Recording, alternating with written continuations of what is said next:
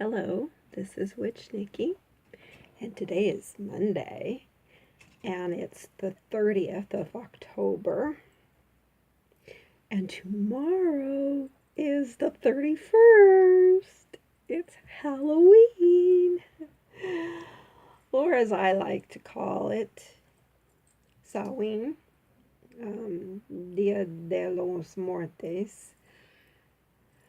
And in general, the night you go out trick-or-treating. Now, let me just say a little bit about that. Please and thank you.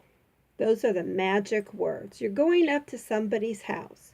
You're knocking at the door. You have a scary mask on, or a cute one, or funny. And you're knocking at their door and you're asking trick or treat for candy. And they usually, most people will give you candy. But if they don't, if there's nobody home, that's okay. Just leave. It's all right. Now, there's many stories about how Halloween started and who was the first person or people that did that. And in my research throughout all of these years, it is a day that we, like I said the couple of videos ago or whenever, that we kind of celebrate in a way of showing respect for the people who in our lives who have departed or died. And so that's kind of a touchy subject for all people, not just children, but all people. But if someone in your life has been talking to you about death or dying and things like that, whatever people call it, whatever they want to call it, yeah, it was our way to, what some people would say, they put out little candies or cookies or fruit back in the old days before candies. They did put out fruit and little cakes, muffins or whatever you want to call them, and cookies and stuff. And they were for the spirits that would come by, the ghosts or spirits. I like to think of the spirit still connected. The spirit we are. Okay, we are a spirit. Okay, and a ghost is how I refer to one that has already left us, the body. Okay, that's just how I distinguish, because if you say ghost, everybody, well, no. And I have a spirit. I am a spirit. I mean, that's who I am and what I have, what I am connected here all together. So, they would leave out candies and goodies, let's say, and then these ghosts were supposed to come by and collect them. And then the ghosts would be happy. Well, they said if the ghosts were unhappy, then they would do a trick or a prank, if you will, on the house. Different little things, maybe something shoved over or pushed over, or a trash can barrel pushed over, or a bunch of leaves thrown on the house. Or as years went by, the tricks and pranks got a little bit more not so nice. But that's really where it was supposed to come from. And back in those days, back a few 50 or 60, 70 years ago or more, there were very poor children in the cities and little countrysides, and parents had hard times back in those days. And they would put sheets over and look like ghosts so they could come up and sneak and take the little goodies because they were hungry. And through time, they said that that's how trick or treat Halloween started. Um, People would go around and say trick or treat, and then that what that kind of means is trick. I'll trick you, or you could give me a treat. Should be like treat or trick, but I guess trick or treat sounds cute. Trick or treat, because you can't say treat or trick because that kind of doesn't really flow good, you know? So I got a special treat yesterday. My daughter Sally sent me a video that I can't show you because it's on my phone that I'm using right now. And it was River writing his name. I was so happy for you. Good job. Good job, buddy. And he is right. R-I-V-E-R.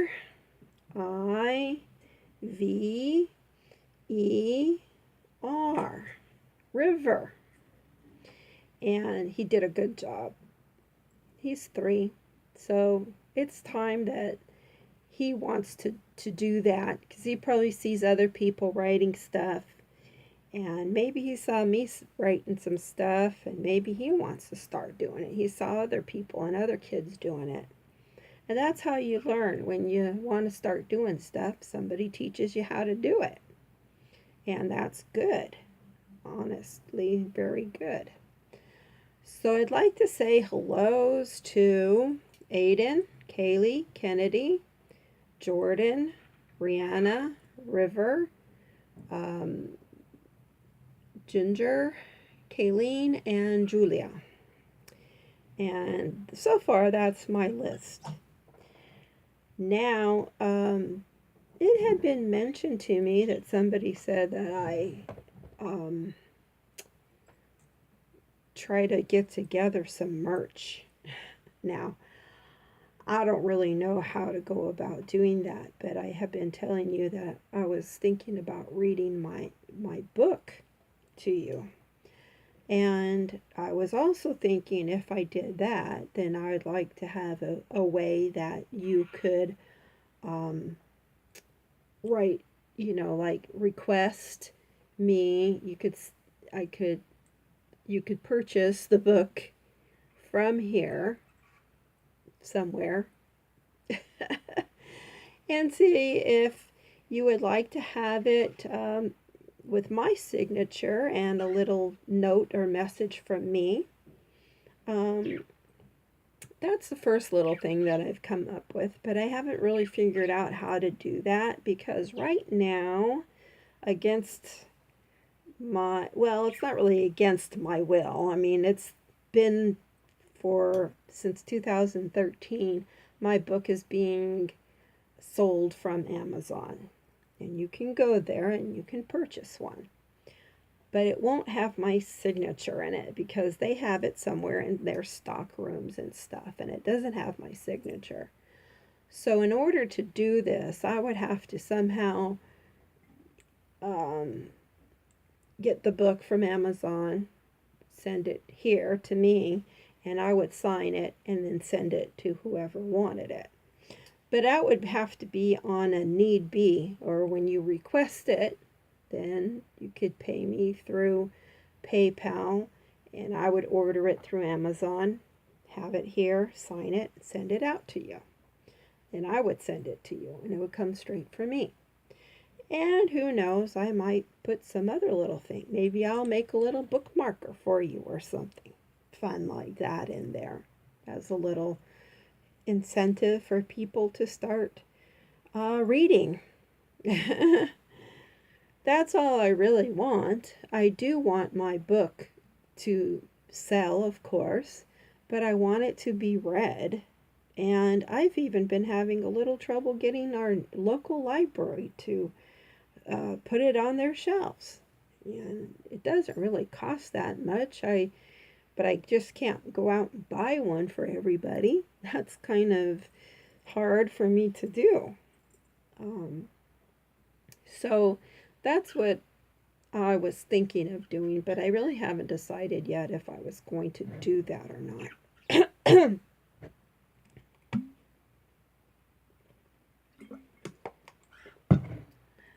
a sip of water. So, we were reading, let's start from the, not from the beginning, but The Gruesome Green Witch by Patricia Coffin and illustrated by Peter Parnell. So, let me remember. Little girls, Puffin and her friend. What was Puffin's little friend's name? Well, there was one that she met in their tea, remember? And she also met a troll.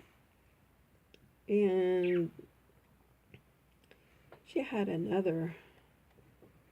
Goodness, what's up with me? Mole. Who could forget that name? But it's kind of a silly name.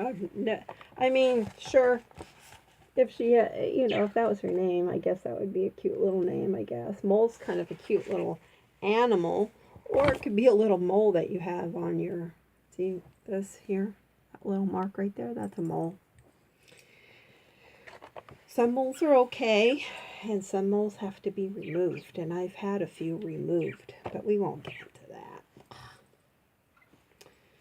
So we're on this chapter, and let me see again. Oh. Chapter 4, Puffin gets her homework license. Now, homework is, like I said, schoolwork that you do at home. And if you're homeschooled, you're still doing homework at home, but you would have like someone would be teaching you something, and then you would have an assignment after it. It would be homework. And for kids who go out to school and come back, they have homework all the time. Ginger brings home homework all the time, every day, except for Fridays, because they like kids to have the weekend to play and have fun with their families, which is nice. So, Puffin gets her homeworking license. She had been kind of not doing her homework too much since she was going off into the other little land and through the closet. Remember that? Okay. Then the inevitable happened. The school called Puffin's mother and said that she was completely unprepared on Mondays. Completely? Asked Mrs. Slater, shocked. Patricia, she said in her severest voice, using Puffin's real name because she was angry. What does this mean? What do you do with your 3 hours of privacy on Saturdays? I thought you were doing your homework. I promised not to meddle. This is the thanks I get? What do you do? Puffin got that faraway look in her eye that children have when they're not going to answer a question because the grown-ups wouldn't understand anyway. And it might lead to all sorts of complications. Tell me, said her mother. Now, I am not the kind of grandmother that would not listen to a child telling me something. If I'm asking them for the truth on what's happened, I do hope to get it. And I hope that the child would not fear telling me or be afraid of the consequences, if there were any. Just for talking and explaining something. That's what I'm asking for, so I shouldn't get mad about it, right? Nothing, said Puffin. Then we will have to cut out your privacy business until you are older. Puffin was thinking of tea in the magic forest and the wonderful feeling you have when you come out into it from the tunnel, which is a closet, which isn't a closet, and a tear trickled down her left cheek.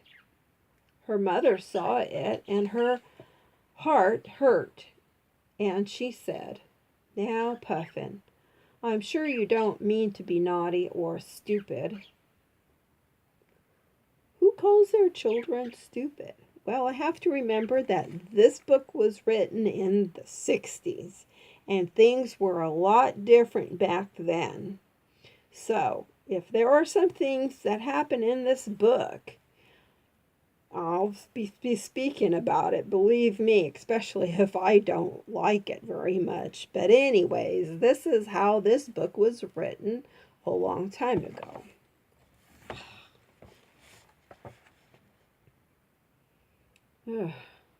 Why don't I give you another chance? Do your homework first, then play or read or whatever it is you do in that room all by yourself for so long. So the following weekend, Puffin took her school bag with all her homework in it down the grassy, fairy, leafy tunnel lined with bluebells and out into the magic forest. "What's that?" asked T suspiciously as soon as he saw Puffin's bulky maroon school bag. "Homework," said Puffin sadly. "Homework? Homework?" T seemed quite excited and upset at the thought. "Lady, don't you know nothin'?" He was apt to speak ungrammatically when he got excited. Ungrammatically means he is not speaking correctly, and you're not supposed to say stuff like that. You're not supposed to say, "Don't you know nothin'? Don't know nothin'." That doesn't sound right. "You can't do any work in the magic forest without license plates and working papers. If they catch you with a school book, they'll arrest you." Bam! "They who?" "The police." "But I've never seen any police in the magic forest." "Well, here come two of them right now," said T with the grim satisfaction. Stepping along the other side of the rock pond, there appeared two beautiful bucks with enormous antlers and shiny police badges hung on their necks on silver chains. They stopped side by side and looked at Puffin from across the water with their big, soft brown eyes under their fierce pointed antlers. "What have you got in that bag, miss?" asked one. "Homework," Puffin gulped. "Thought so," said the other. "Can't miss those beerly school bags. Let's see your working papers. And where are your license plates?" "She hasn't got any," said T. "She's a stranger here and doesn't know the rules. In fact, I was just telling her she better go see about getting—" Yes, said the first policeman. "Excuses, excuses, excuses. Come along. We'll go see the Judge Bull Moose court in session." He looked at Sydney. "And furthermore, that dog does not need a license. Ridiculous to bother him with a tag around his neck. Dogs don't work." "Some do," said Puffin. "The seeing eye dogs who lead the blind, and those dogs in Switzerland who rescue people in the snow."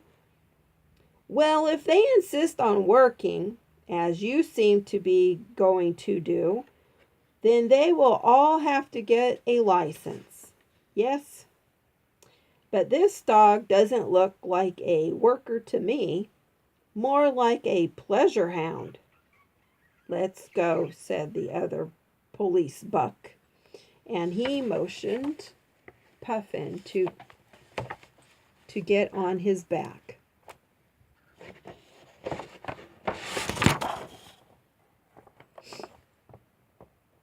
T hopped up too, and off they went. The great bucks flew over tree trunks and across meadows and up hills and down streams. Puffin held on to the horns and remembered a book she had once read called At the Back of the North Wind, some way to go to the police station. The court was in the middle of pine forest where the trees were as tall as cathedral spires. In the depth of the wood there was a grassy square. Facing them across the square, as they came in, was an enormous mahogany desk and shelves that looked like a fortress. A couple of drawers were open. These were filled with straw, and sleeping in the straw were baby squirrels and titmice and badgers and chipmunks. Lost and found was written on the brass plates screwed into the drawers. Up in the pigeonholes there were a lot of cooing and fluttering going on, as these were filling with pigeons. Behind the desk was a big old bull moose, as large as a mountain. His horns were 10 feet high and 20 feet across. I'm 5 feet tall, so that means his antlers going up were 2 times as tall as me and 4 times as long going side to side. That's why I said.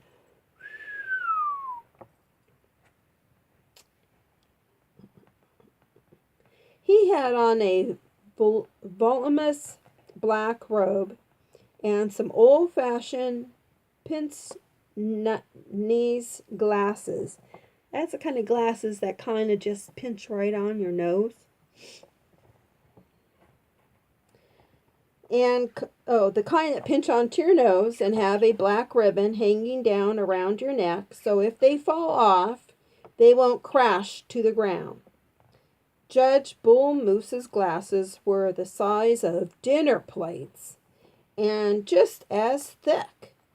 In front of his desk stood a red fox with a beautiful bushy tail. Behind him, a troll lady, looking like a disheveled haystack, that means all messed up, as usual, was shaking her fist and yelling, "He stole my hairbrush! He took it while I was drying my hair in the sun! He sneaked up on me and stole it!" "Did not," said the fox. "Did too!" she screamed. "Didn't," said the fox. "Order in the court!" bellowed Judge Bull Moose, and banged his desk with his hoof. Like that, his big old hoof, because they have hoofs, not fists, but that's all I got. I don't have hoofs.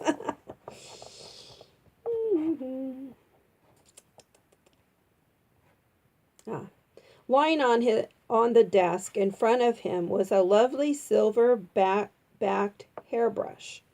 He picked it up and inspected it. "What is your name?" he asked the troll lady. "Gertrude," she said. "Gertrude Anderson." "What is your name, Fox?" "Walter Riley. No relation to Sir Walter Riley." "Then how come," said the judge slowly and loudly, "that the initials on the brush are G.G.W.?" initials stand or letters that stand for a person's name. Okay. "It's mine, mine, mine," came a piercing cry from behind them. Puffin looked around, and there at the edge of the clearing stood a gruesome green witch. GGW. "Prove it," said the judge. "Look at it, Your Honor. Isn't there some seaweed tangled in the bristles? That's my hair." "As a matter of fact, there is," said Judge Bull Moose, and looking at the troll lady and the fox from over his glasses, he added severely. This means looking over the glasses. "You are both guilty of theft. Gertrude, you are fined 1 ton of hay. Walter, you will pay 48 apples. Have everything at my place by noon tomorrow. Case dismissed. Next." "Thank you, Your Honor," said Gruesome Green Witch with her most unctuous voice, half whine, half whistle. She retreated to the forest, drifting backward, her great green eyes fixed on Puffin as though to make sure that no one was sneaking around behind her. Remember, she doesn't like anybody looking at her back, especially men for whatever reason. "Gee willikers," whispered T. "I think she knows you've seen her back." "This human girl," one of the police bucks was saying, has been walking around the magic forest carrying her homework with no license plates or work papers. "That's against the law," said the judge. "But this court is lenient at first offenders. You must procure your permits immediately."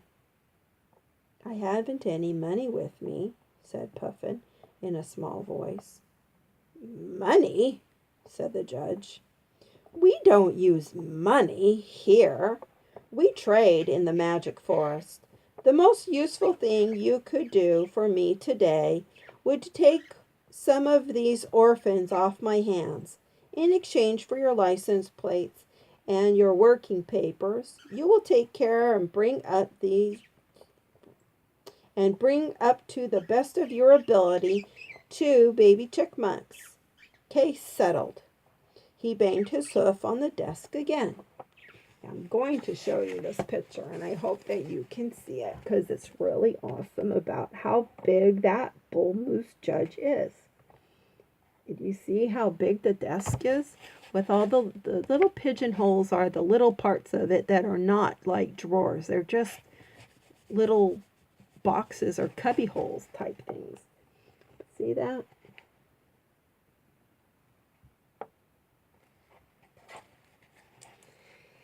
Not too many pictures, so that's why I like to share what I can with you.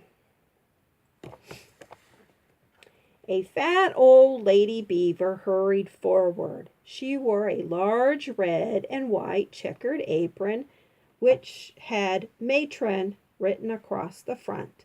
She went to the judge's desk and fumbled around in a drawer. Out came 2 teeny brown and tan chipmunks with beady little black eyes that blinked innocently at Puffin. "Aren't they sweet?" she exclaimed, taking them in her hands, where they nestled confidently. "Their names are Bubble and Squeak," said Matron. "They need milk daily. They love nuts and hamster food. Now that you've paid for your license by accepting the orphan chipmunks," said the work warden, an old goat with a goatee, "let's get you fixed up with your working papers." Puffin followed him to the tree stump, which had a drawer in it. He opened a drawer and took up an official-looking paper, which he proceeded to fill out, asking Puffin a lot of personal questions such as, "Do you have trouble with math? How is your French pronunciation? Who is Marco Polo?" And he then stamped it with red with a large rubber stamp that read, "Official permission to do homework in the magic forest and Everons." "And here are your plates," he added, handing her 2 large tin license plates.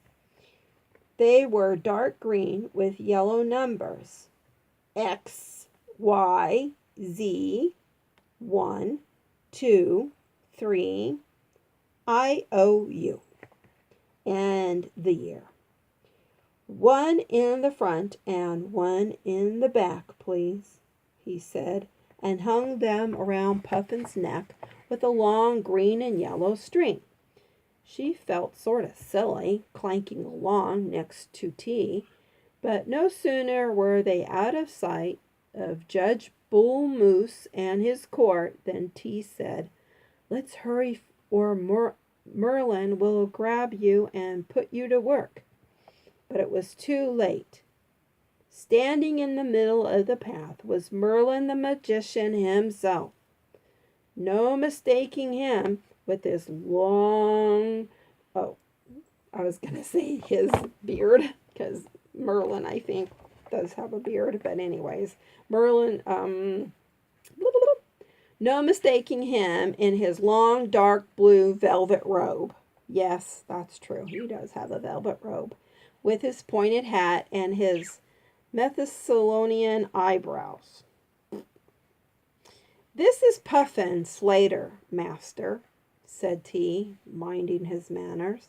"Puffin, this is Merlin the magician." "Hello. What are you doing here?" asked Puffin, who had read all about Merlin in the King Arthur book. "None of your business," said Merlin. "But my business is to show you where and how human homework is done in the magic forest. Come with me." The only pictures are right there. 2 little rabbits.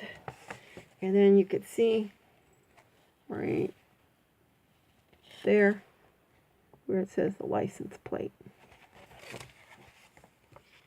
And that is the end of that one. So the next chapter is going to be Merlin and the concentration cave.